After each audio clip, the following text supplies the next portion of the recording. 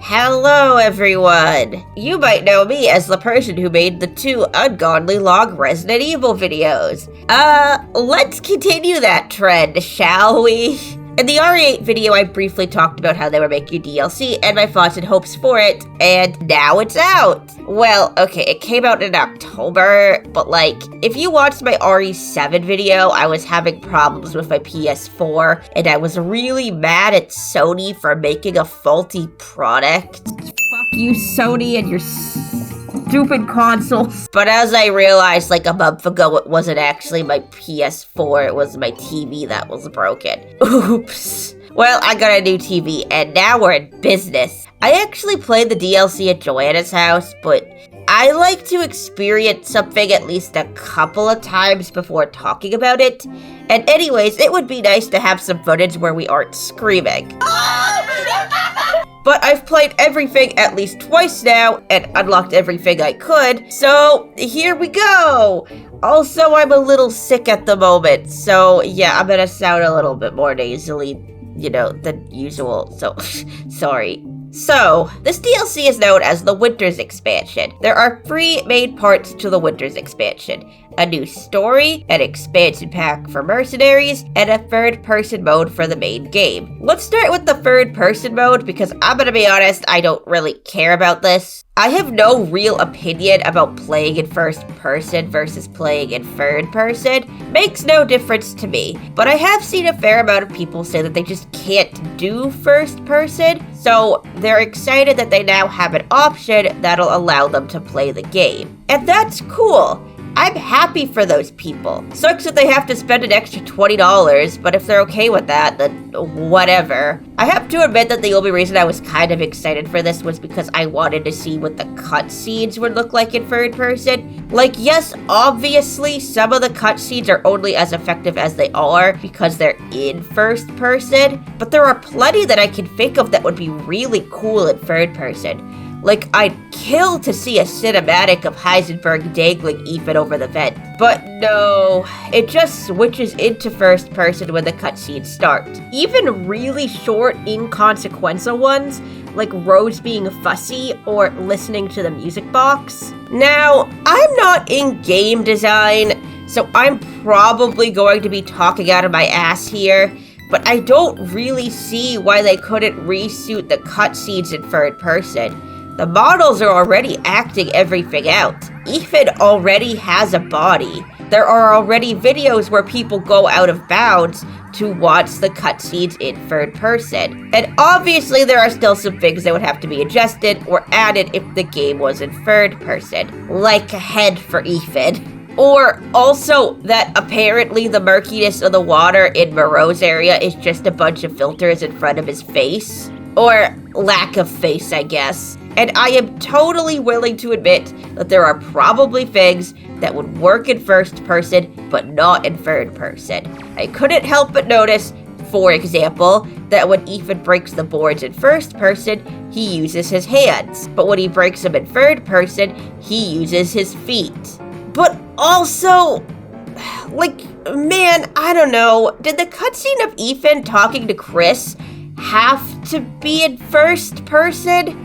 All they'd have to do is have Ethan standing in frame, right? Or how would Ethan hallucinate seeing Mia? It briefly goes to first person so he can look at her, and then switches back to third person a second later? Was that really necessary? Or when Ethan is talking to Evelyn, and the entire thing is in first person, except for 2 seconds, where the game switches to third person to make you take a couple of steps before switching back. And let me tell you, I was really excited for Heisenberg's boss fight. We already had third-person Ethan zooming around in his little boat, and I was like, oh, are they actually going to show Ethan scooting around on his little murder cart? Of course not. So yeah, that's disappointing. Although I will say that there are a few moments, like Ethan opening heavy doors or turning the crank, that are technically cutscenes that are in third person. Oh, this isn't in first person. Wow! And there are a lot of tiny details they added in that I absolutely love, like that Ethan reacts to heat. If he gets too close to something hot, he flinches and covers his face. He covers his face when he's in a smoky room, and reacts with discomfort when he's standing too close to Heisenberg's casting machine. It's also funny that it's completely unavoidable that Ethan is just hanging out in his house with 2 jackets on. He's such a weird guy. But yeah, it's fine, I don't love it, but it also wasn't something I really cared about in the first place, and, I guess it's nice it's there for people that want the option, so hey. The second part of the DLC is an expansion for Mercenaries. I didn't mention Mercenaries in my RE8 video, and only briefly mentioned it in the RE7 video, just to say that I found it boring. Combat isn't my favorite thing, but I mean, it's fine. Sometimes it's fun, but also sometimes I will just run past enemies to progress. And Mercenaries is all combat. You're dropped into an arena with a limited amount of time to kill a certain amount of enemies, and then you get a score at the end, and if your score is high enough, you get a new arena. I really wasn't interested in this mode in the slightest. I tried it a couple of times last year, but I couldn't find the motivation to actually care about doing well in it until they added Lady Dimitrescu as a playable character. Of course, Lady Dimitrescu will be there too. Now, I completely misunderstood the parameters for how to unlock her. I thought that I had to get an S rank in every single level. This turned out not to be true. I just needed to get it for the last one. So I made this way more difficult for myself. And Lady D isn't the only playable character added to Mercenaries. Chris and Heisenberg were added as well. Heisenberg is unlocked if you get an A in every area, but Chris is available right from the get-go. Now, I initially assumed that I had to get an S while playing as both Ethan and Chris, so I just about killed myself getting Ethan to the S rank in the first 3 areas. Once again, completely unnecessary. I actually kind of preferred Ethan at first because he moves quicker, and if you level up his guns enough, they were instant kills, whereas Chris had to use multiple bullets per enemy. Fortunately, as long as one character gets the S rank, you can unlock Lady D, and also fortunately, Chris Redfield is wicked overpowered once you figure out how to properly use him. He has this bar on the bottom of his screen that fills up, and once it's filled, you can activate Onslaught, which turns Chris into a beast. All of his stats go up, and you can just tear through enemies like nobody's business. And you can get the ability for more frequent onslaughts, so Chris can just go into beast mode over and over and over again. It's so good. He also has the target locator, which, although a one-time use, can blast through enemies, one-shotting most of the biggest ones you come across. Which, let me tell you, is huge when you're going against the clock, and it can save you several minutes of trying to just gun these behemoths down. And I do have to admit, once I had a concrete goal in mind and wasn't just mindlessly shooting enemies for no reason, Mercenaries became a lot of fun. There is a definite strategy to getting full combos and, as a result, the most amount of points, and I had absolutely no issue doing the same arenas over and over and over again to get it right. Whoever designed the factory is my enemy, though.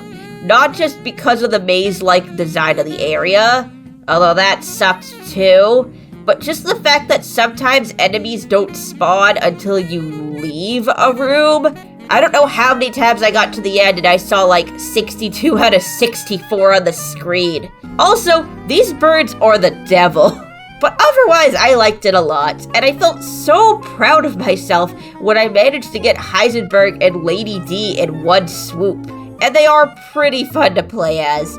They have all of their expected abilities. Heisenberg has his big hammer, and his metal bending, and he can actually charge himself up for extra power.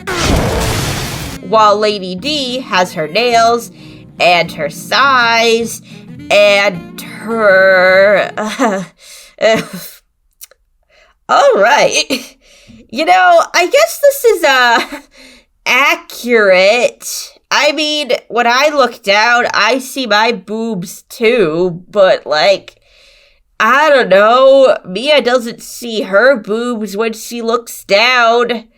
Honestly, this whole thing is kind of memey. Lady D throws furniture at enemies and chokes them and heals herself with wine. And yeah, it's like really jokey. One underrated bit is that you have to bend over to get through doorways when you're playing as her, and that in some instances, they actually removed entire walls because there's no way she could fit through a window. It's kind of surreal being a character who is so tall, and that alone makes her a blast to play.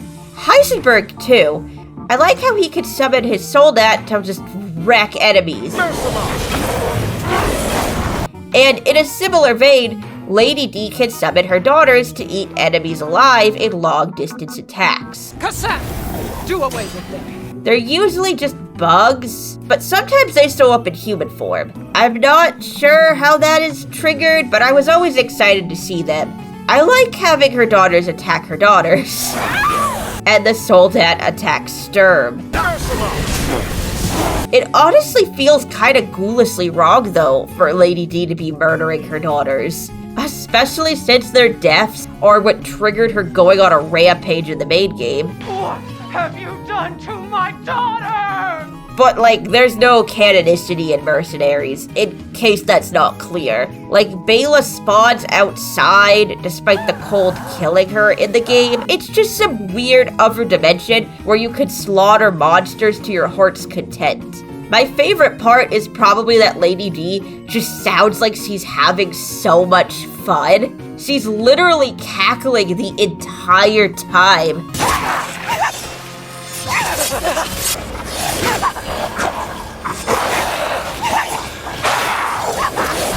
Yes! More!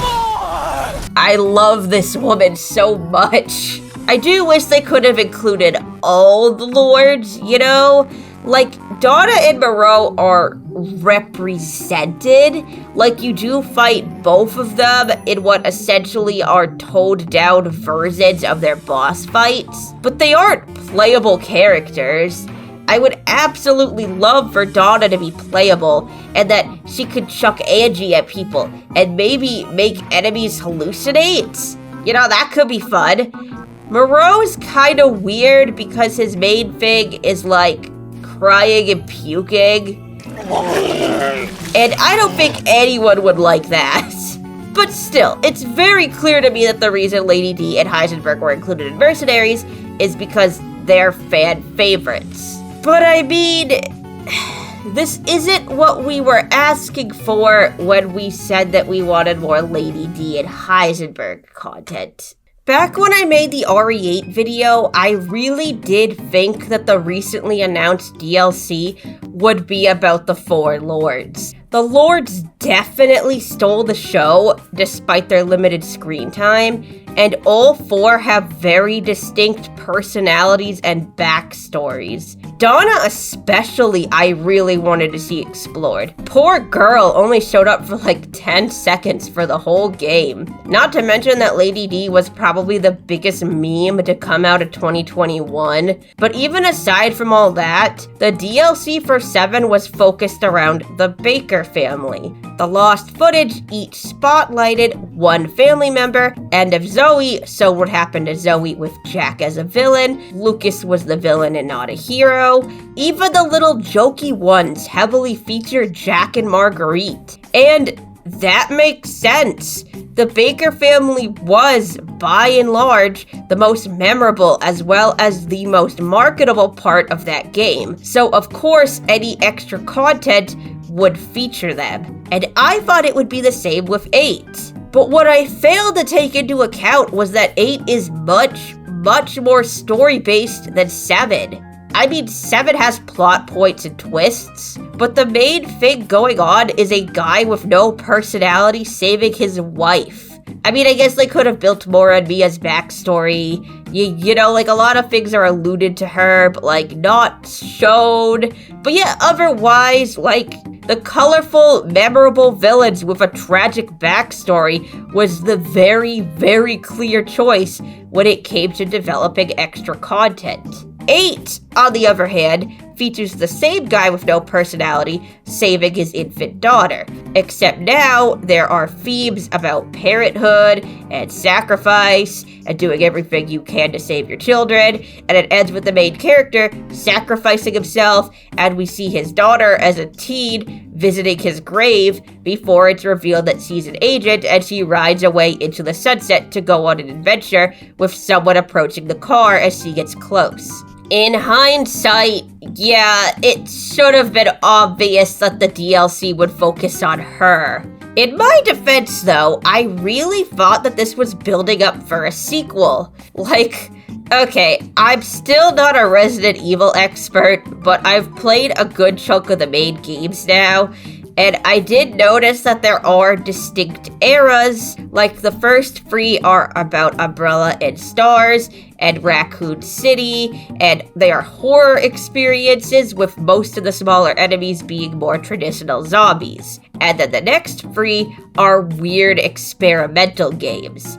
They are much more action-focused than the previous entries and play with the camera angles and multiplayer capability. The story tends to be much bigger and involves some form of saving the world. In fact, there's a lot of traveling to different countries in these games, and events that were presented as being cataclysmic in the first few games are just kinda glossed over now. For example, Raccoon City being infected was such a big deal that it was the focus of 2 whole games.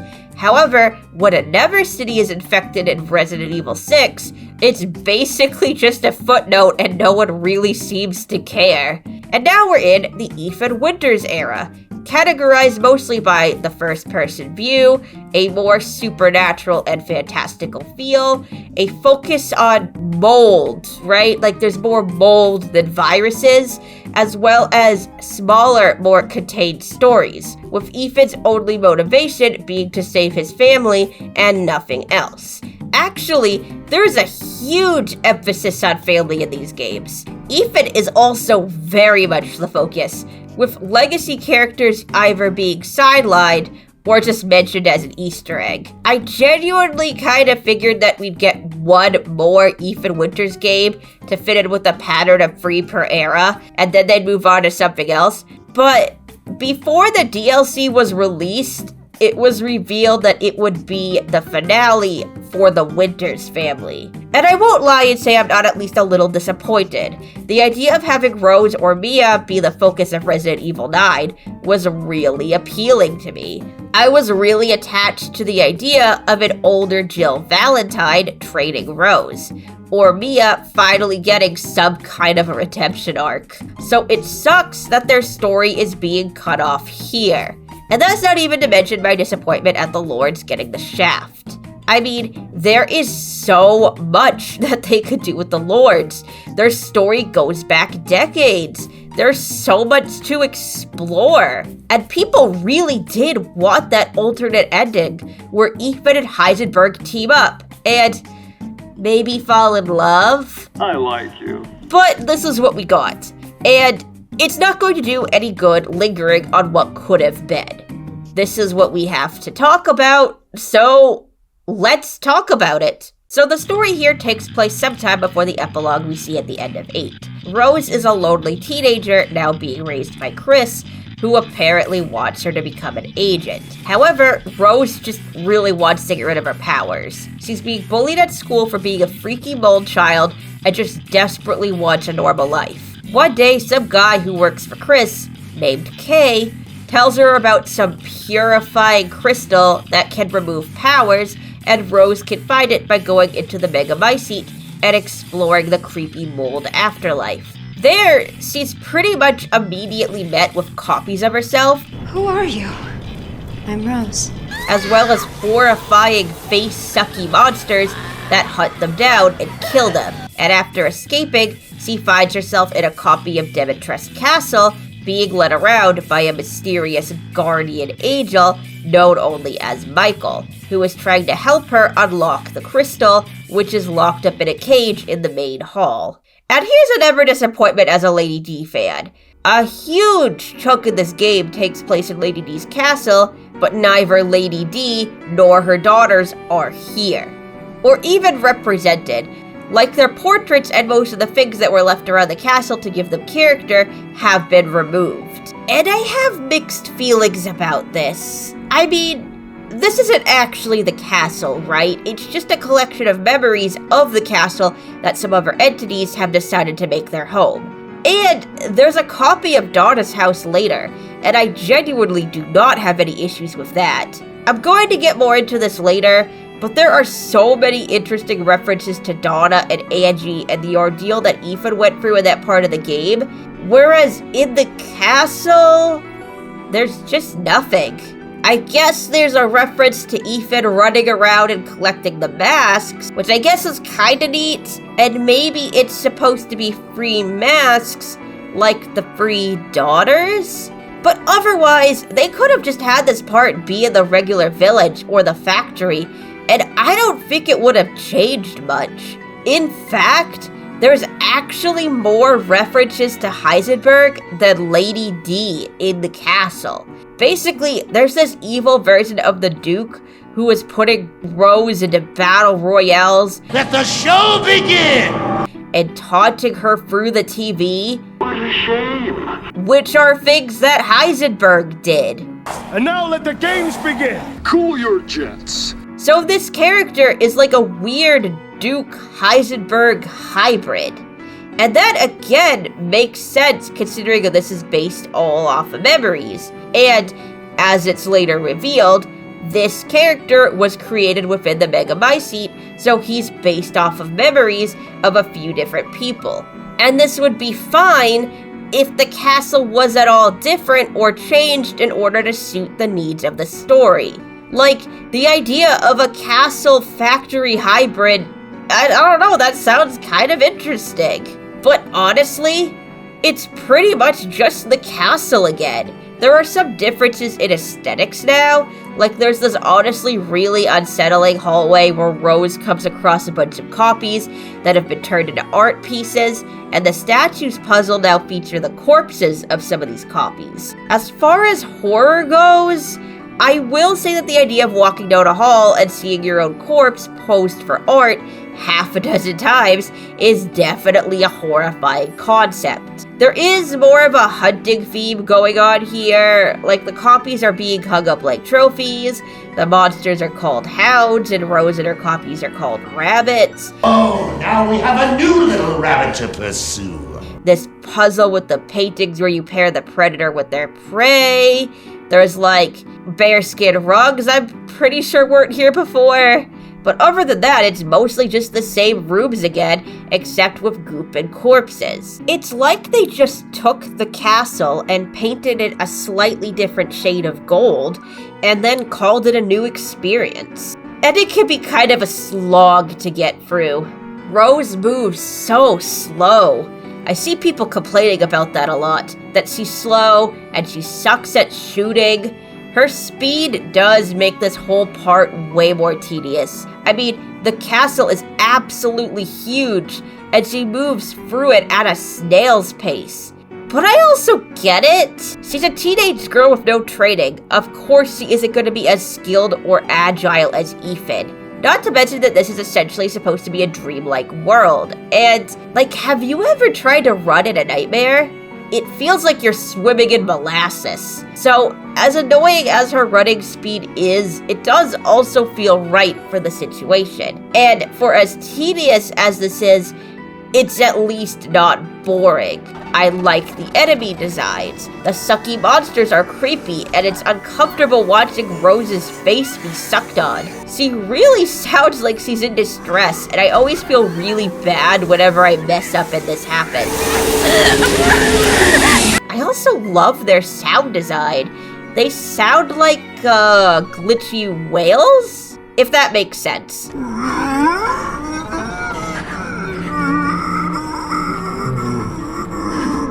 I love that the big boss's body is made up of screaming Rose corpse faces. That's gnarly.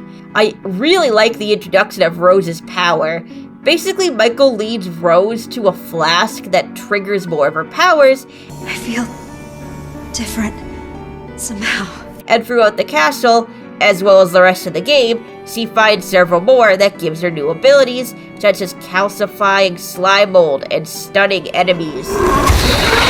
Her power being contained in the flasks isn't really explained, but I like to think that their pieces stolen from her by Mother Miranda when she tried to sacrifice her so long ago. So Rose gathering these flasks is not only a nice callback to Ethan gathering them in the main game to put her back together, but now also allows for Rose to put herself back together and heal from that experience. And surprise of all surprise, it turns out that the crystal Rose was trying to get in the castle was just a fake. Almost looks like the real thing, doesn't it?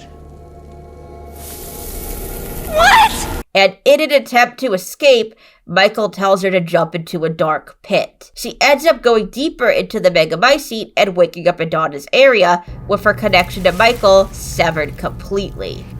Okay. And this is when we start getting into the good stuff. Because, oh my god, how is this better than the main game? Like, it's way better than the main game. It isn't even close. So it starts out pretty similar, with Rose and Michael on the outskirts of Donna's property, being lured closer to her house with visions of the past. Except in this case, it's Rose's old baby carriage. Once things warm up, we can go for a walk. Carrying around her old monkey toy. Well, hi there, little Rose. Actually, there's a few of her monkey toys hanging around, all telling her that they know where the crystal is. Rose goes into the elevator that takes her up to Donna's house. Michael tells her that something is blocking him and he can't help her anymore. And then suddenly the elevator shakes, and when the doors open, we're in Donna's basement, and this is here. Okay, this is weird. Okay, so first of all, I like that they combined the two elevator rides into one. Saves on time, and it adds to the whole dreamlike feel. You know how like you get into an elevator in one location and then it opens up somewhere else? That's pretty neat.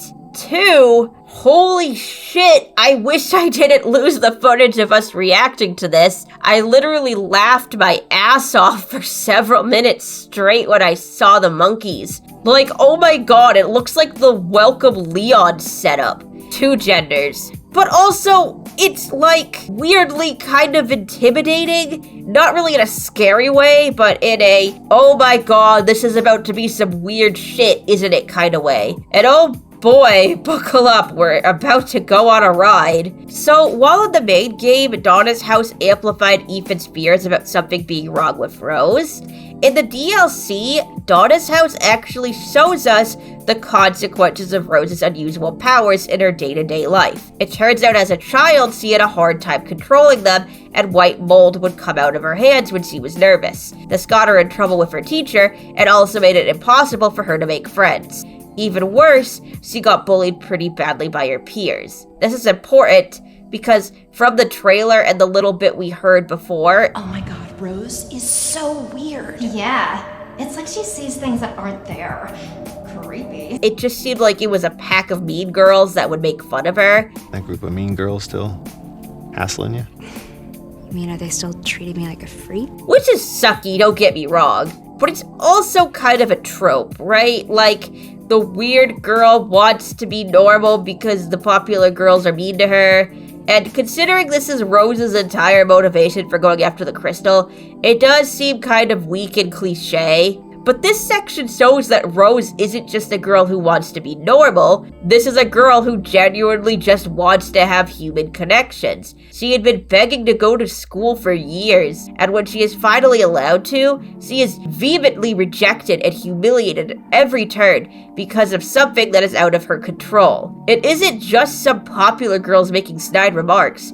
She's actually a victim of some pretty hardcore physical and psychological bullying. Rose just wants friends. She just wants to feel like people love and care about her, and Donna's house is set up in such a way to remind Rose that nobody does. The monkey that is placed everywhere is the monkey from the main game that was referred to as her best friend. Teenage Rose doesn't really remember it, I swear I've seen these monkeys before, but what the hell? but it was, for all intents and purposes, her first friend. And now she's being forced to kill it. You won't get the crystal by slicing open your friend. Next, she has to play dolls, in which she has to recreate traumatizing moments of severe bullying from her childhood. First was when two girls pretended to be her friends, only to corner her in the bathroom, scrubbing her with brushes and spraying her with chemicals because of how gross that they thought she was. Next was some kind of party. It's a weird mixture of a Christmas and birthday party. Odds are it's a birthday party because the monkeys were set up like a birthday party earlier, but maybe there were multiple instances of Rose being bullied at a party, and this is supposed to be a culmination of all of them. But yeah, it seems like at some point, some kids told Rose that they were going to give her a gift, and then dumped something on her head. And finally, there is a scene of all of Rose's bullies burning her alive. Which is obviously fictional, but it clearly signifies Rose as a freak and an outsider who is nothing but a punching bag for the other kids, a witch for them to hunt down and publicly execute in the most painful way possible. While this is all going on, a voice on the radio is taunting and laughing at Rose. Oh, she's dead.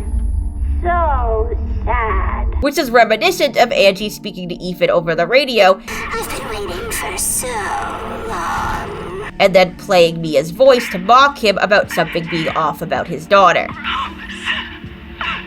Except this time, the radios are in almost every room. And it's also the same voice every time instead of switching between Angie and Mia. This voice kinda sounds like Angie. It's pretty close, especially at first. Please, won't you stay with me forever? Playtime. You don't need that junk. But then as things go on, the tone kind of changes. It sounds different, but in a very subtle way. You know how to play with dolls, don't you? More sinister than Angie ever was. Like, whoever this isn't just trying to keep their victim stuck in the basement out of desperation like Donna was. Don't leave. I can't let you. They are actively enjoying this. She's dead. So sad. There are a few other references to the main game here. One is Jimmy's room. This is an extremely niche reference, and I kinda hate that I immediately recognized it. It says a lot how I've been spending the past 2 years, but basically, the actress who played Donna named the giant baby Jimmy. Jimmy, it's calm down. It's okay, Jimmy. Oh my God, Jimmy. Bye, Jimmy. Bye, Jimmy. Bye, Jimmy. Bye, Jimmy. Bye, Jimmy. Bye, Jimmy. Bye, Jimmy. Bye, Jimmy. And you hear Jimmy crying for the first time when you are in this room. As such, Jimmy's room. Oh, that's Anything more terrifying than teenagers? They literally named it It's Jimmy. canon. Yeah, it's canon. That's what we were referring to. Like, they gave it a nod and we're like, fine, Jimmy then. This is actually kind of a clever use of a reference, because you do find a little boy doll in this room. The two other dolls are named Lucy and Catherine, so it could stand to reason that this one's name is Jimmy. So this still works in the story, even if you don't get what's being referenced. The mannequin from the main game makes her grand return too. If you remember, this mannequin was a representation of Mia's corpse. The game was super not subtle about it at all. Is this a doll of Mia? And Ethan was forced to essentially dissect his wife's corpse, which was pretty uncomfortable and played into his guilt for not protecting his family. That was the mannequin's only purpose in the game, and I have seen a lot of people over the past year and a half confused and angry why the mannequin was just dropped. Like they thought that it was gonna come alive and hunt us down, and were confused that it was replaced with the baby. And my reaction to that was always like, did you not notice it torn apart in the well? I always took this as a sort of like fuck you to Ethan. Like, oh, here's your wife ripped to pieces at the bottom of the well like a murder victim because you couldn't protect her. And all the setup was going towards the baby anyways, with Mia talking about something being wrong with their baby over the radio. I can't do anything but this. But I guess the devs took notice of all the people complaining about the mannequin not being an actual enemy and went, oh, okay, you want a mannequin enemy? You'll get a mannequin enemy. And oh my god, it's so much worse than the baby. Oh my god, I hate it, I hate it, I hate it. See, the main folly of the baby is that it is extremely easy to avoid on a second playthrough. Like, it's not even hard at all once you know the route, and that definitely means less horror when you're replaying this part.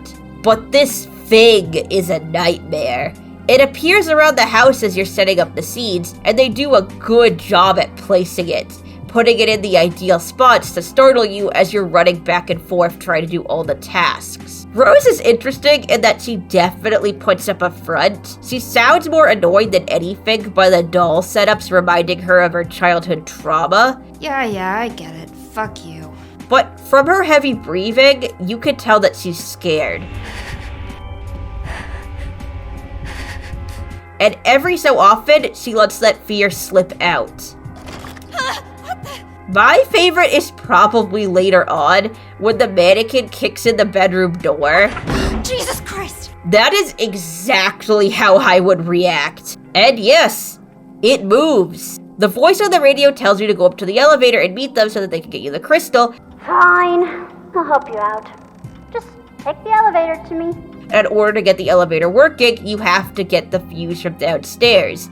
And on your way there, the mannequin starts hunting you. It has the same logic as the Weeping Angels. It doesn't move if you're looking at it, but the second you look away, it starts to come closer and closer. It moves surprisingly fast, and it's so uncanny. Fortunately for me, I have the experience of doing the backwards run under my belt, so I'm used to walking backwards. So the first half wasn't too bad. What's bad is that after you get the fuse, more and more mannequins start appearing. I usually found this out by backing into them. The death scenes are kinda messed up in this DLC, and they go on for an uncomfortably long time, and you can't skip them, so you literally just have to sit there with the horror of Rose dying horribly. This is kind of annoying if you suck at video games, like I do. But, you know, whatever, it's an effective punishment for losing, I guess, and it's scarier than Ethan's goofy yelling. So yeah, after a certain point, walking backwards isn't good enough. You have to be swinging around and running forward to keep all the mannequins in your eye level, as well as making sure that you have enough room to maneuver around them. It's very easy to mess this up in my experience. Sometimes even taking an extra step backwards can be fatal. I went too far. Is there because... Oh, maybe you went just right. But how do I get out of here now? So what? Oh, wait a second. But I can't get past it, though. Now I'm stuck. I'm gonna have to do it. So it adds a level of challenge that the baby did not have, as well as a level of fear, because boy, I do not want to have to do this again. The only other notable thing about the mannequin is that, like, the voice on the radio calls it Mommy. The mannequin that's meant to look like Mia. The voice that sounds like a child and also kinda sounds like Angie, is calling it Mommy. Mommy might be upset that I'm helping you, though. And there is this doll that you pick up here. It looks different than the dolls that are supposed to represent Rose's bullies. Even the description calls that out. Actually, it looks quite a bit like Evelyn's doll from Resident Evil 7, the one that she randomly made big at one point. And Evelyn was Mia's adopted daughter. Sorta. I mean, it's complicated. And I want you to be my mommy. Okay, Evie. I'll be your mommy. But Evelyn definitely thought of Mia as her mother, and specifically called her mommy. Kill him, Mommy. And would use her to hunt down and kill people she didn't like. And Evelyn and Angie have the same voice actor. Oh. Okay, so I actually knew going in that Evelyn was going to be involved somehow. Like, the very second the game dropped, her voice actress Paula Rhodes was on Twitter like, OMG, I don't have to keep it quiet anymore. Evelyn is in this DLC, I am so excited. I can't even be mad. I'd probably do the same thing. And honestly, what I first thought when I saw this was that in the announcement trailer, they specifically pointed out that Rose encounters someone who looks just like her. So I was like, okay, the second Rose is probably going to be Evelyn in disguise. And this was confirmed for me when I got into the game and saw that the second Rose was dressed pretty similar to Evelyn. You know, even if I didn't know the spoiler thing, I think I would have figured it out from that.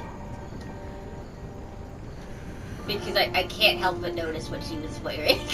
But then the second Rose died, and then there was like 100 other Rose copies. And so I was like, not that, I guess. And I didn't really think anything of Angie being in the game. You know, like we were in Donna's house after all, and you know, they already had Paula Rhodes playing Evelyn, so like, why not, right? But then like at some point, I noticed that there was like a tone change. And then I recognized the doll. And I was like, oh my god, this is Evelyn. I wish I didn't lose the footage of our first reactions, because I was pretty much bouncing off the walls. All that bitching and moaning I did about how Mia and Evelyn's relationship never had proper resolution, were they finally going to do something with that?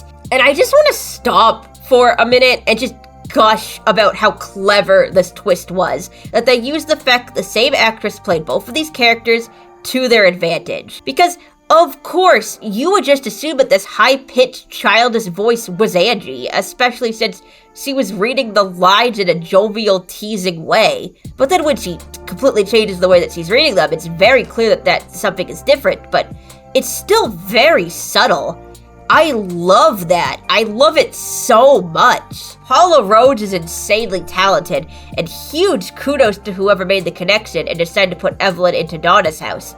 Not just because of the voice, but also because Donna and Evelyn both created hallucinations to confuse and manipulate people. Both used Mia against Ethan and attempted to manipulate him with his own fears, and both are associated with dolls. It makes so much sense that Evelyn would be here. She fits so well into Donna's house. Rose hasn't seen Evelyn for herself though, and she clearly has no idea who this little child is. Who are you? She gets into the elevator, which actually opens up on the same floor that she was just on, except now everything is bigger, and she's teeny tiny. I'm waiting for you in the back bedroom. Which, again, is so dreamlike, I love it. There's also a lot more clutter and all these giant dolls floating around trying to find her. These specifically being the dolls used to represent her bullies. Their cold, judgmental eyes are searching for her, and the second they spot her, they immediately pounce on and victimize her while laughing and jeering. The little blonde doll, meant to represent Rose being locked up in the cages, is a nice touch. These cages are a reused asset from the main game. You can shoot them down to get items, but they're reused in a really interesting way here, and I think that's cool. That's the thing with Donna's house. Pretty much everything here is reused. The dolls, the house itself, all the furniture and items. They even have the birthday cake from Lucas's stupid escape room in RE7. I would recognize that shoddy frosting job anywhere. The layout of the candles is even the same. Is this a reference or just a reused asset? No idea, but it works well with the scene, especially since this is a fake party meant to mock Rose, much like the fake party Lucas threw to mock his victims before he killed them. And being shrunk down like this, with all the extra clutter, it basically creates an entirely new landscape. It's so easy to forget that you're just traversing through the same few rooms again. They feel so fresh and new. I wish the castle was more like this. I also love that the map looks like a child drew it in crayon, That's a really nice touch. And the music here is amazing.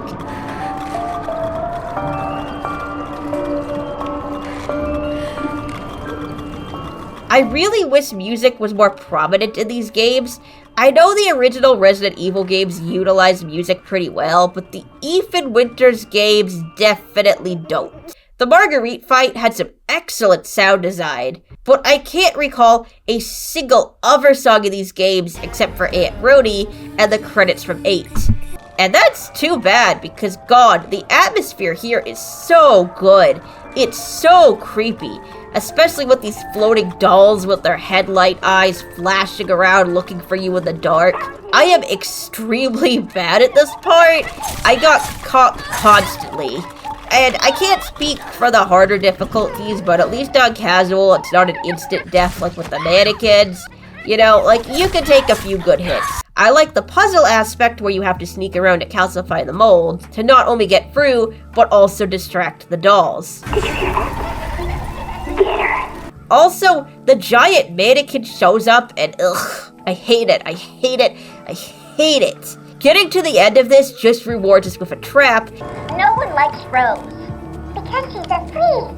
And we have to sprint out of here really fast while Evelyn is mocking and degrading Rose, telling her that she is a freak like her dad. It's all because of her dad. Michael suddenly reappears and whisks Rose away to safety, and then Rose starts reminiscing about, oh, I never knew my father, but I wish I did, like, my life would be so much easier. Sometimes, when I feel lost or afraid, I try to imagine what he might have said to me. Michael is very clearly affected by this, and yeah, in case you didn't guess the twist by now, Michael is Ethan. It's very obvious. He's acting very much like a dad to her the entire game. And I know I've made it abundantly clear by now that I don't like Ethan. Damn it.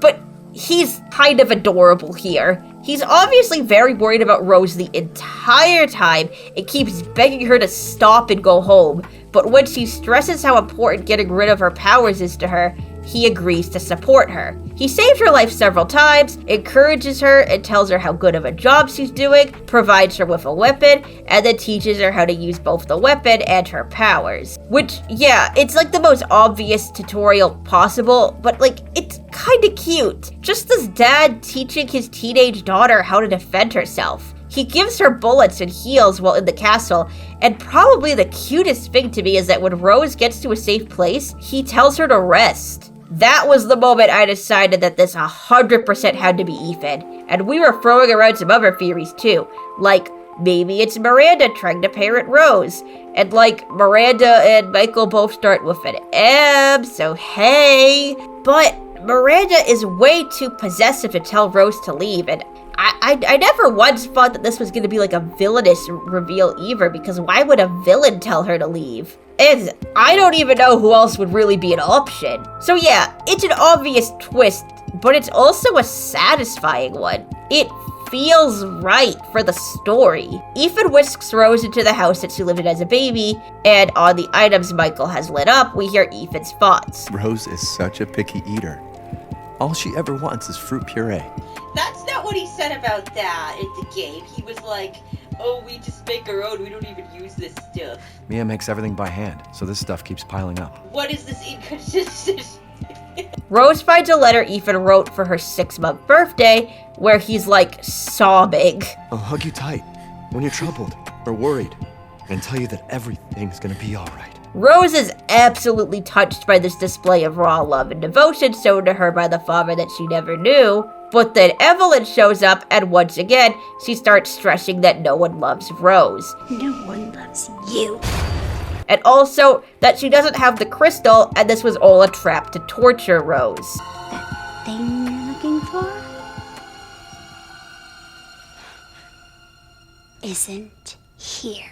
And now we have an Evelyn boss fight, which, honestly, is kind of awesome. Is it anything spectacular? No. And as far as I've seen, a lot of people do not like it. But the reason I like it so much is because it's a more fleshed out version of the final Evelyn encounter in 7. If you recall in 7, The last time you deal with Evelyn, she's literally positioned herself at the end of the attic, and you have to just run up and jab her with a neurotoxin. And that's it. Even on Madhouse, it's freakishly easy. Unless you're walking backwards, then it's literally impossible. But that's a me problem. And I have said that I find the Evelyn boss fight disappointing. It's just so quick, and she barely says anything of substance throughout. And yeah, this one is quick too, and it's not really much of a fight, but it's also got more going on. Now, you aren't just running up to Evelyn, you're hiding behind furniture, dodging her tantrums, and rushing in when the moment is right to hit her with your powers. So there's much more waiting and timing to this. And Evelyn is saying some really interesting stuff while she is freaking out. The one that clicked everything into place for me was this line.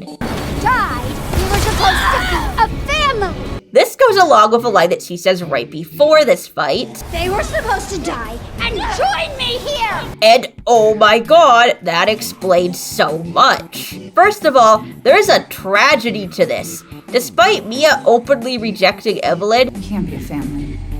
We were never a family. We will never be a family. despite Ethan straight up killing her, she still wants them to be her parents. She knew that Ethan and Mia had been infected, so they would end up in the Megamycete with her when they eventually died, which would give them a second chance to be a family. This is why she was so gleeful to tell Ethan that he was dead in RE8, and why she's so insistent that he can't go back to save Rose and has to stay dead. You're already dead. At first glance, it might seem like she's just taunting him, which totally flies. Like, she definitely likes taunting him. You shouldn't be walking. But with this new context, she's just really excited that the man she wants to be her father is finally going to be with her forever. And when he does truly die a few hours later, he obviously rejects her again. It's kinda sewed later that Rose has a weird connection to the Megamycete, and Ethan says that he's been watching her this whole time. Even though I wasn't there with you, I've always watched over you. So odds are that he rejected Evelyn and is instead spending all this time watching over his real child. And this infuriated Evelyn. As far as she's concerned, Rose has literally ruined her plans to have the perfect family. With you completely obsessed with stupid old Rose! You'd never been born! It would have been perfect! Which is why she's so nasty to her. Furthermore, it becomes pretty obvious that Evelyn is just projecting all of her hurt and insecurities onto Rose. Look at you! You are beyond worthless! I can't believe how useless I am. There is an implication that Evelyn is well aware that Rose is just like her, that she has freaky weird mold powers like she does, and as a result is ostracized by her community. No one likes Rose because she's a freak. Hey! She has those creepy powers. However, Rose grew up in a loving environment, with a guardian who cared for her, and a mother who tutored her, and a dead father who was watching over her, and this just absolutely infuriates Evelyn, because Mia rejected Evelyn, but she embraces Rose, and Evelyn just doesn't understand why that is. Why does she only want you? The most heartbreaking line for me was probably this one. No one loves you. And when you're dead, no one will care! Because it shows that Evelyn is aware that no one grieved her death. It was that thing, Evelyn, who made them that way. Which is really sad when you think about it. It's not Evelyn's fault that she is the way that she is, but she's been damned to be alone and unloved forever. And what probably rubs salt in the wound too is that Rose is stronger than Evelyn, but this is mostly due to parental support. Ethan has made Rose strong during her journey. He's done it with his love and support and nudging her in the right direction, and he stands shoulder to shoulder with her when it comes to taking down this bully. And Evelyn does posture herself as one of Rose's bullies. She even places the doll of herself into the scene with the bullies as they burn Rose alive, and she voices the dolls as they mock her. Stop it! Has no friends. and then spends every single remaining minute tearing into and exploiting every single one of her insecurities.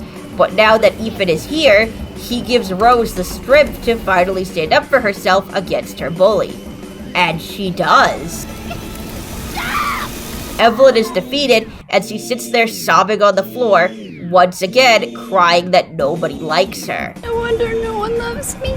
And I was thrilled. This is what I wanted. I wanted Evelyn's pain explored. I wanted the hypocrisy of Mia's relationship with her daughters called out. This is genuinely the most amount of depth Evelyn has gotten in any of the games that she has appeared in. And I love it. It's so good. I just wish it went a little further. Just a little bit. Rose, feeling pity for this small, unfortunate child, cautiously approaches her, but Evelyn immediately goes to attack her again. Ethan then shows up and shoves Rose down into the next area, and that's it for Evelyn. I just wanted a conversation. I wanted Rose and Evelyn to realize how similar they are to each other, that they are both victims, and both know how it feels to be hated for something that is out of their control. I just think it would tie it all together. And as it is, I still don't feel like we got proper closure on Evelyn's character. And that's too bad. But everything leading up to this was at least still really, really good.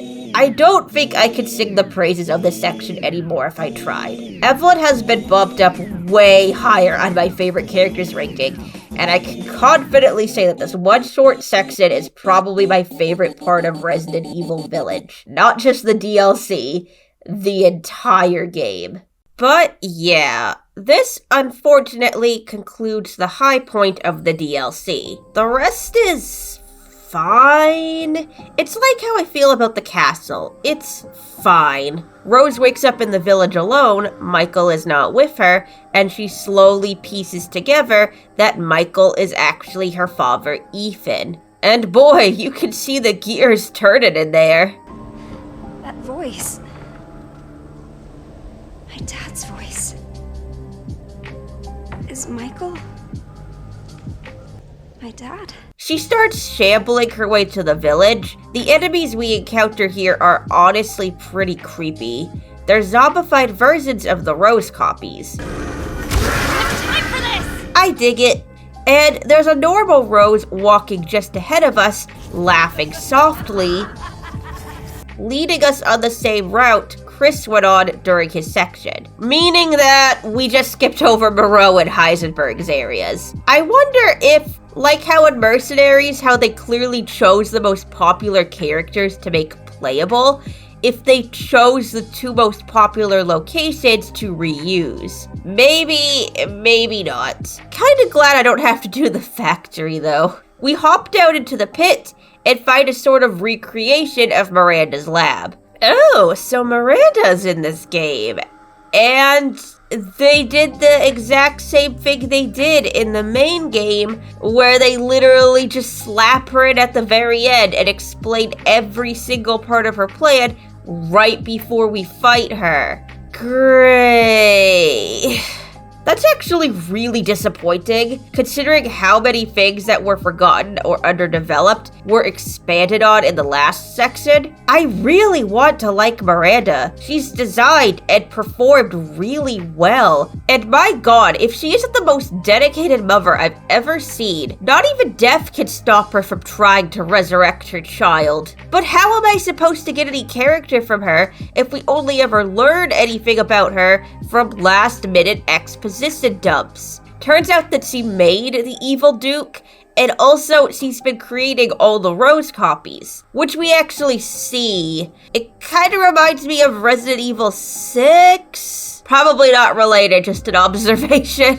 And as mentioned before, she's still trying to bring her daughter back. She's lost in the sea of consciousness in the Megamycete, and Miranda still thinks that Rose is the only good vessel for her daughter. So her first plan was to replicate Rose and she has the evil Duke testing and torturing the resulting copies, trying to trigger their powers. And when that didn't really work out, she just decided to use the real Rose. Also, a funny bit is that Evelyn actually completely hijacked Miranda's plan and not only derailed Rose from getting to Miranda, but accidentally motivated her. I guess that Miranda was relying on Rose slipping into despair, but after her whole run-in with Evelyn, she's more determined than ever, which means that Evelyn accidentally helped Rose. And I will never let you have what you want! Whoops. But also, like, Rose now has confirmation that some powerful entity is hunting her in this realm and is basically luring her deeper and deeper with the crystal, and yet she does not hesitate to go and get it. She is truly her father's daughter. She actually finds it and it does drain her power away. Is this what normal feels like? Only for Miranda to pounce at her, revealing that the dude in the beginning who told Rose about the purifying crystal was Miranda. That key was an illusion. And, you know, shape-shifting is one thing. Miranda could always do that. But creating hallucinations from the afterlife? Can anyone else do this? Can Ethan do this? Can Evelyn? Wait, can Evelyn appear to Rose in her day-to-day life and bully her? Now that's an idea for a game. Seriously, what is your problem? Ethan shows up in the flesh and manages to save Rose. Ethan, you pest! The two run away, and Ethan gives just the perfect excuse for why he was hiding his identity the whole time. I didn't want to complicate things. I just needed you safe. Yeah, alright. Ethan is intending on getting her out of the Megabyte seat once and for all, but Miranda intercepts them. Ethan, once again, is totally willing to die for his daughter. Rose, now's your chance. Go live a normal life. Make friends. No one will ever call you a freak again. And Rose, after spending all this time bonding with someone, forming a genuine connection with them, making an actual friend, she just can't leave him to die, especially now that she knows that he's her father. So Rose smashes the crystal, giving her her powers back, and she goes to fight Miranda. Don't worry, Dad. I've got this. So this is pretty much the same exact boss battle as the main game. In fact, this is the third time the game has thrown the Mother Miranda boss fight at us. You literally do the boss fight in Mercenaries. They literally copied and pasted an entire boss fight into this bonus content, even down to the dialogue between the two characters. You fulfilled your purpose, Mr.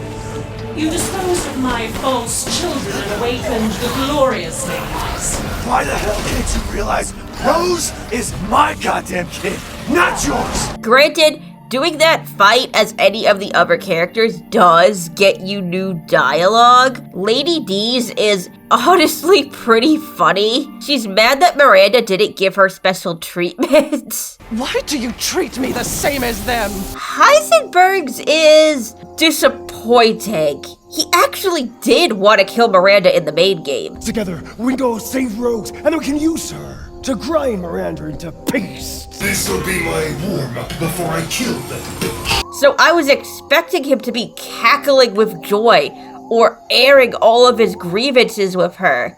But no, he barely says anything. It's showtime! And Chris is just boring.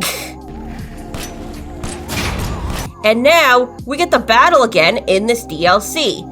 Even Miranda's dying words are exactly the same.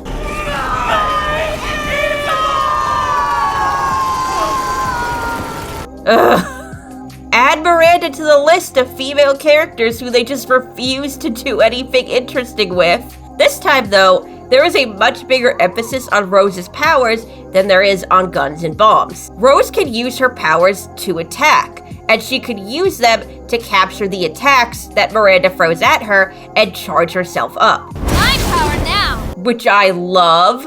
It looks so cool, and once you get the rhythm for it, it's super, super helpful. And there's this weird thing that she could do now too, where she could pull some of the Megamycete out of the ground and whack Miranda with it. And she could also Twilight zoom around to avoid attacks. Both of these are kinda clunky. I couldn't make them work half the time, and I'm totally willing to admit that that's my fault. I've said it once, I'll say it again. I suck at video games, but I've also seen some other people complain about that too, so hey, at least I'm not alone. I've also seen people complain about Rose's magical fairy powers, and yeah, it is pretty unique for the franchise. Like, I mean, Sherry had regenerative powers, and Piers had powers at the end of 6, but otherwise, you don't really get magic-based fights like this. But I don't really have a problem with this. I mean, this is a much more dreamlike and surreal experience than most of the games. And aesthetically, I find her powers really, really pretty and nice to look at. I like the contrast between Evelyn's black mold powers and Rose's white mold powers. Rose's powers actually kind of looks like Zoe and Zoe after she got infected. I don't know if that's relevant or means anything, but like, that's what I thought of. And it kind of works thematically too. Rose is not just different from her peers, but she's also different from all the other Resident Evil protagonists. But she's proud of that. She's beaming with a newfound confidence now as she fully embraces her true self, that she was finally able to unlock by exploring her past. Even though these glimpses of memory did everything they could to destroy her, Rose outdid them all once she realized that she really was loved, that her powers aren't a curse, but something passed down to her from someone who cared about her very much. And now she's going toe-to-toe with the woman who started all of this, who victimized her as a helpless child, who bastardized and stole her image and tried to manipulate her into literally becoming a completely other person. Miranda is essentially Rose's ultimate bully, and Rose is not a baby anymore. Ethan might have helped her find her strength, but Rose made the choice herself to embrace it, and now that she has the strength to stand up to Miranda, she's the one to finally end this once and for all. I'm not a goddamn vessel. I'm not some stupid copy. I'm me, Rose. And you're done. After Miranda is defeated, Rose runs into Ethan's arms, and okay, I'm sorry. I really am. But this scene is like the funniest thing I've ever seen. It's just, God, the sheer dedication to keeping this man's face covered is just amazing. Here he is having this emotional conversation with his daughter, who he thought that he'd never be able to speak to again. And this poor girl is finally meeting her father, who died to save her when she was too young to remember him. And his arm is blocking the entire shot. His fucking arm! This is fucking ruining the moment! I feel like they kinda got away with it at the end of the main game. It's still goofy, but like, you know, he's dying at this point, and he doesn't have the strength to keep his head up. I get it. It works. But this? Then we never would have had this chance to talk face to face. Face to face? What face? Thanks anyway, Judy. This is great. Any other work environment and this would be considered sexual harassment. Like, I get it. He started off as being the everyman that everyone could relate to, but we are way past that point now. He is a character. Perhaps not the deepest or most complex, but he does have a personality and goals now. Even in third-person mode of the main game, you aren't allowed to see his face. In the other recent third-person games, you can turn the character around and see them from the front, including Shadows of Rose. But in this one, Ethan starts turning away from the camera if you get too close. Come here, Ethan. Come here. Come here. You can't run from me. It's so dumb. You can clearly tell that they modeled a face for him. You just aren't allowed to see it. Is that why the cutscenes are in first person? Oh my god. And I hate that. I hate that I can't watch this final scene with Rose and Ethan without laughing because Like, I lost my dad when I was a child. I feel like I should be able to relate to this. All those little scenes where Ethan was pretending to be Rose's guardian angel and guiding her around and giving her encouragement from the beyond, that definitely resonated with me. There's a part during the Evelyn boss fight where Evelyn is screeching that nobody loves Rose, and Ethan quickly pipes up to tell Rose that she has him. And that's genuinely like the sweetest thing I have ever seen. But goddamn, their pure insistence on leaving this man anonymous has added such a layer of absurdity to this entire scenario that I just can't take it seriously. Oh my god, we saw part of Ethan's face! Oh my god! Look at Ethan's fucking face! It was blurry, but it was there! He's got a nose! Look at his lips! Still, I will admit that Rose thanking Ethan for taking such good care of her, but assuring him that she now has the strength to not only take care of herself, but finally accept herself for who she is nice. I'm okay. It's a nice end to the Winter Saga. Rose will forever flourish under her father's love and support, but she doesn't need him to protect her anymore. After 2 whole games, and a DLC, of Ethan putting himself on the line to protect his family, he's finally allowed to rest and trust that they can now take care of themselves. I love you, Rose. I love you too, Dad.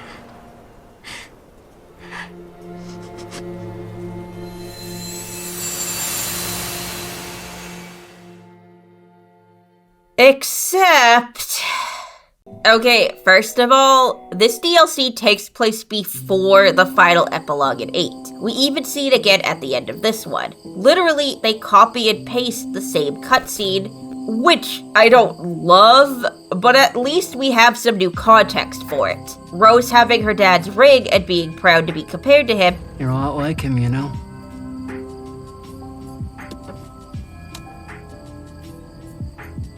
I know. And being extremely insulted at being called Evelyn.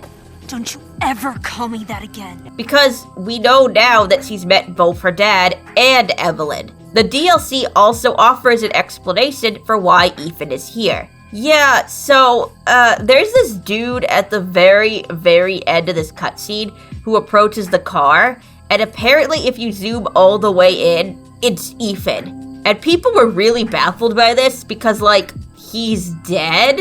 But I guess earlier, when I asked if Ethan or Evelyn could appear to Rose, I mean, if Miranda could, then Ethan could, and I guess that's why he's in the cemetery. Maybe? It's also kind of sweet, too, that Rose's powers are literally what connect her to Ethan. Not like, oh, they have this thing in common, but he is literally linked to her. He can talk to her if he wants. Not to mention that we finally got to see what those crazy powers Rose was talking about are. I can show you things even Chris doesn't know I can do. With the context of this DLC, being an agent should be extremely empowering for her, that she has decided to embrace her powers and use them to better the world. That's really nice, or at least it would be, if Rose doesn't seem so miserable in her new role. She doesn't get a day off, seems pretty aggravated when her visit is cut short. Talk of the goddamn devil. And she's literally on the verge of being shot dead if she, a teenage girl, acts out. We have a clear shot. When I saw this epilogue for the first time at the end of 8, I thought that she was forced into this role. That's what it seems like. She obviously hates it. Duty calls. And in the beginning, it's implied that Chris is trying to nudge her into becoming an agent, and she really doesn't want to. I hope it's not about Chris wanting me to join his operation, because I already told him that's not happening. I see what he puts you and the rest of his Hound Wolf squad through. No, thank you. Probably because she hates her powers at this point, and now she likes them, so her becoming an agent is supposed to be, character growth. But why is Chris trying to make this literal child into an agent in the first place? First of all, at the end of 8, he is super, super mad that the BSAA is using bioweapons. Someone's gotta pay. Bioweapons are basically mutant people who are sent off to cause violence. But now, he wants to use Rose the exact same way? And I can't imagine that Ethan would ever want this for her. He moved to Europe to keep Rose away from all the creepy stuff in 7 and didn't like exposing her to anything scary. We moved here so that she wouldn't have to deal with any of that, remember? He literally turned down using her as a weapon at one point. My daughter is not a weapon. And the entire time that she's in the Megamai seat, Ethan is begging her to just go home so she doesn't get hurt. But here, she's about to be shot to death in front of the grave of her father who died to save her. And it's being presented as a good ending. There's also the tiny detail too that this is supposed to be the finale for the Winters family. And yeah, in some ways it definitely gets the job done. Perfect finale for Ethan. Good finale for Rose, if not slightly ghoulish. Evelyn makes an appearance. That's nice. I mean, I guess she's technically an honorary Winters family member, or at least she wants to be. But also, I think there's a family member missing.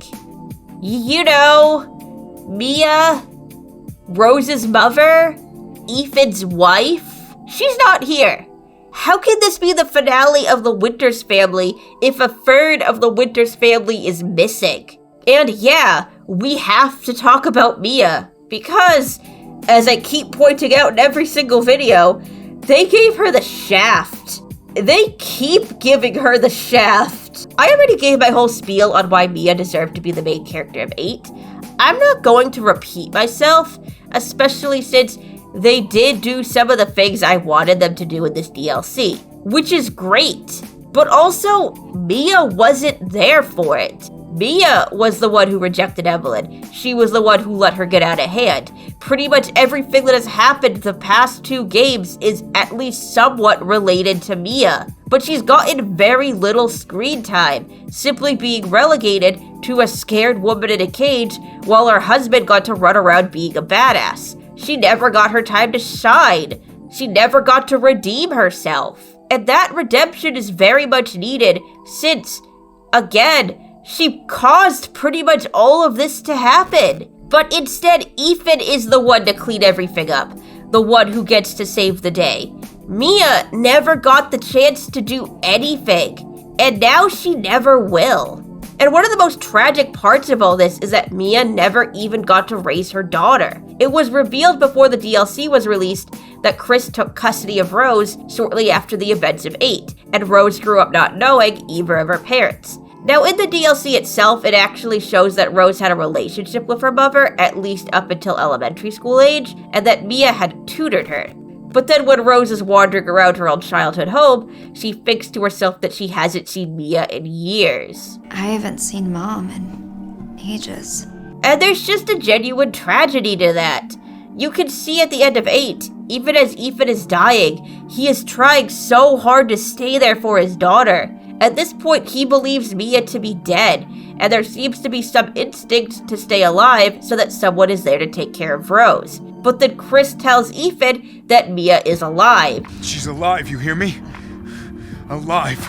And there is a very obvious shift in Ethan. He gives Chris a message to tell Mia, Mia, I'm so sorry.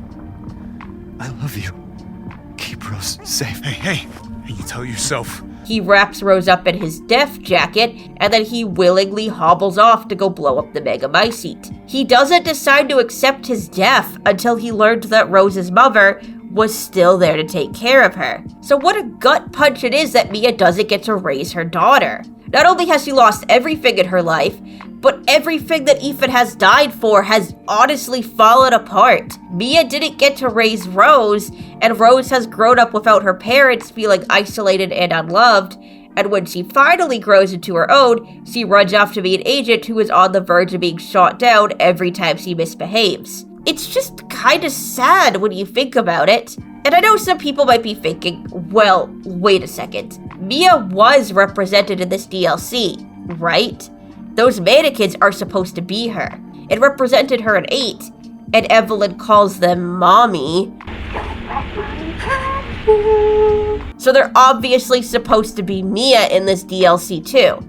And sure, but Rose never makes that connection. And this is the only downgrade the DLC made to Donna's house. The really, really good section with the mannequin doesn't actually mean anything. The giant baby was a very clear manifestation of Ethan's fears about what his daughter could become, and those fears literally eating him alive. And the mannequin, although it didn't do anything, represented his guilt and Mia's apparent death. And at the end of it all, he overcomes his guilt over Mia and his fears for his daughter and decides that no matter what Rose's powers may be, he owes it to the both of them to get her out of this alive. Mia, we'll make things right. Here, though, the mannequin means nothing to Rose. For Evelyn, this is all a projection, that Mia had rejected her and Ethan was literally tracking her down the halls trying to kill her, and she's infuriated that they loved Rose but hated her, and she wants Rose to know that pain too. Oh look, they're families. But Rose doesn't know any of this, and she doesn't even seem to know that the mannequin is supposed to be her mother. The game makes it very clear when Rose recognizes something. I swear I've seen these monkeys before, but this is... But she never makes any comment on the mannequin, never says it looks like her mom. Evelyn might call it mommy, but Rose doesn't know who Evelyn is. Who are you? Evelyn? That little girl? I probably wouldn't assume that a creepy horror child calling a mannequin mommy meant it was my mother. And even if she did recognize it, what would that even mean in this context? Rose's mother is hunting her around the halls, running up behind her when she's not looking, and dragging her away to never be seen again? That sounds like it could be a representation of an overbearing mother, or even an abusive mother. But that doesn't apply here. Rose hasn't seen her mother in years. Perhaps the mannequin represents Rose's relationship with her mother. That it can only get Rose when she's not looking at it could mean that their relationship gets more and more damaged the longer they stay away from each other. But that doesn't really work because Mia's relationship with Rose is never touched on. Rose never shows any kind of regret for not seeing her mother. Ethan's anxieties about Rose were clearly established well before the giant baby showed up. Hell, even before he got to Donna's house. Rose is fine. But all we see for Mia and Rose is that Mia tutored Rose 10 or so years ago, and then after the mannequin, Rose makes a passing comment about not seeing her mother in a while. And that's it. We don't get anything else. And this is weird, because a huge emphasis is put on Rose's relationship with her father and growing up without her father and feeling unloved. Rose was so lonely that she was compelled to risk her life for just the chance of someday making human connections. This is what the whole story is about. But there's absolutely nothing about her other parents. And I get that the story is specifically about Ethan, and fair enough, it absolutely should be, but doesn't Mia at least deserve an explanation? An explanation as to where she is, or what Rose thinks about her? And I think that they could get away with doing that with just a few extra lines, or a small cameo at the end. What if it was mentioned in the beginning that Rose had a falling out with her mother a few years ago when she went to go live with Chris, and has been dodging her phone calls ever since. And this mannequin following her closely down the halls that has to be looked in the eye or it will get her is her guilt about how she's been avoiding her mother. And then at the end, she calls her mother to tell her that she met Ethan and she promises to stay in contact. Or they could have had it that Mia was hiding the past from her and was even trying to encourage Rose to hide her powers so that she could live a normal life. Maybe the idea that Rose has to get rid of her powers came from Mia, and the fact that Rose doesn't really know anything about Evelyn or Miranda could be a parenting failure, because maybe if Rose knew about her past, she wouldn't be so easily lured back. Then, the mannequin hunting Rose down after she was forced to relive her lifetime of bullying would represent her mother dragging her away from the world in an attempt to protect her, but unintentionally harming her in the process. This would add the layer of both Rose's parents struggling to keep her safe, with Ethan literally fighting her battles for her from the time she was an infant, and Mia now hiding her away so she doesn't have to face rejection. Rose choosing to keep her powers and fight her own battles then would show growth from both of these fronts, that she doesn't need either of her parents to protect her anymore. I don't know if either of these are necessarily good ideas, but the point is that they could have done some really cool stuff with just minimal focus on Mia. But once again, Mia gets the shaft. I think that's the most disappointing part of all of this to me. I really wanted them to realize how cool of a character Mia was and actually use her to her potential. I wanted her to have her own game, or be in a much more substantive role. But now it seems like she never will. She could come back as a minor character in a later game, it's totally possible, but since this is framed as the finale to the Winters family, I kinda doubt it. I do kind of wonder if maybe if the games keep getting made for another 15 or so years, they might bring Rose back, you know, since the present will be caught up to the game world. But for now, this is what we have. I think, really, the biggest folly of the Resident Evil 8 DLC is that its existence means that certain things that I really, really wanted will never happen. We're never going to get a DLC for the Lords, or get any kind of closure for Mia. And some part of me really does resent it for that. But that's also not the DLC's fault. I wish the things were planned out differently, but we got what we got. And for what we got, there is a lot of genuine good to be found here. I wasn't expecting to see Evelyn fleshed out anytime soon. So that was a nice surprise. And hey, it got me to actually like Ethan, which is a pretty big accomplishment. Donna's house is the best it's ever been. It's fun to play as Lady D in Mercenaries. I have so much footage of it because I just kept playing as her over and over again. So, it's fine. The good is really, really good, and even the worst stuff in here is just kind of okay. So really, I made this huge long video just to say that this DLC is mid. Okay. So if you made it this far, thank you so much. I did not mean for this video to be so long, oh my god. Special thanks to official Lady D Infuser Moody for the support. If you want to support me, check out my Patreon. And also, please feel free to like and subscribe. And keep Big Vampire Lady in your heart. Maybe someday she'll return to us. Okay, bye!